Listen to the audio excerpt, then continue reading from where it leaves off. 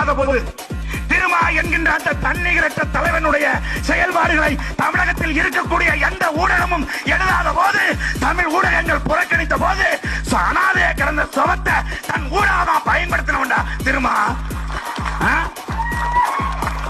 சுவர்ல எழுதக்கூடாதா? நான் கேட்கிறேன், ஏன் மத்த கட்சிக்காரங்களுக்கு சுவர்ல யாரும் எழுதல?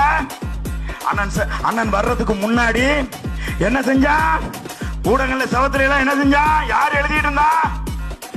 காங்கிரஸ்காரன் எழுதுனா, ஏடிஎம்கே காரன் எழுதுனா, டிஎம்கே காரன் எழுதுனா. இப்ப அவங்களுக்கு எல்லாம் யாருக்குமே எழுதுறது இல்லை. ஏன்? ஏன்னா எழுதிட்டு இருந்தவங்க நம்மால அவனுக்குன்னு அன்னைக்கு கொள்கை கிடையாது, கோட்பாடு கிடையாது, முக்கியமாக தலைவன் கிடையாது.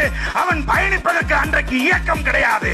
அவனுக்கு ஒரு தலைவன், அவனுக்கு ஒரு இயக்கம். இந்த மண்டல உருவானதுக்கு அப்புறமா எவனும் சோத்துல எழுதவே முடியல, எவனும் எழுத முடியல. தம்மா துண்டு ஒரு சின்ன இடம் இருந்தா கூட அங்க போய் திருமான்னு எழுதி வச்சிருவான்.